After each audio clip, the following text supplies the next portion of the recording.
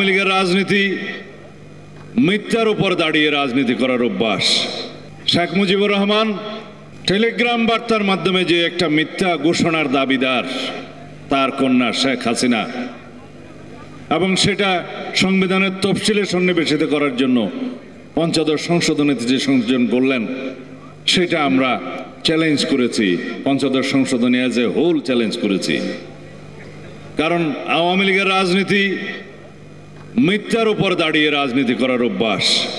1972-এ যারা সংবিধান প্রণয়ন করেছেন এবং যারা তফসিলে জেনে শুনে স্বাধীনতার ঘোষণাপত্র সংযুক্ত করেন নাই, তারা ভালো জানেন কেন করেন নাই।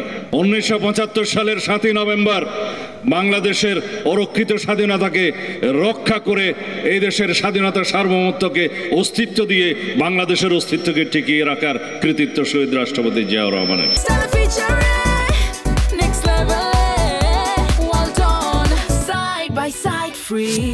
সেদিন বাংলাদেশের প্রকৃত সংস্কার শুরু।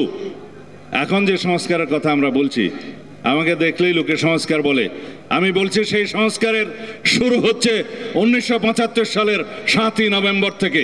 বাংলাদেশের স্বাধীনতাকে রক্ষা, বাংলাদেশের অগ্রগতির জন্য সংস্কারের শুরু হচ্ছে, সেই বীজ বপন হয়েছে 7ই নভেম্বরে।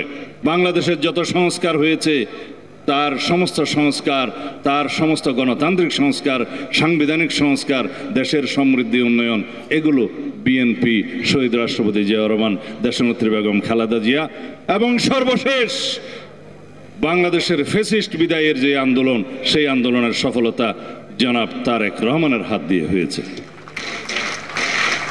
আর আওয়ামী লীগের ইতিহাস, 1973 সালের ভোট ডাকাতির ইতিহাস, 1974 সালের দুর্ভিক্ষের ইতিহাস, 1975 সালের বাকশাল সৃষ্টির ইতিহাস, এবং সেইভাবে ইতিহাস সৃষ্টি করতে করতে 1981 সালে অনেকে দুষ্ট লোকেরা বলে সেই শহীদ জিয়াউর রহমান সাহেবের হত্যাকাণ্ডের সাথে আওয়ামী লীগ, শেখ হাসিনা জড়িত পরোক্ষভাবে।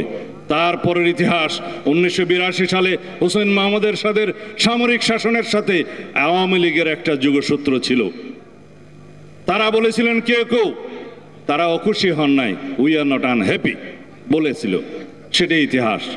1986 সালে এই হোসেন মোহাম্মদ এরশাদের সাথে নির্বাচনে গিয়ে আওয়ামী লীগ আরও একটি ইতিহাস সৃষ্টি করেছিলেন।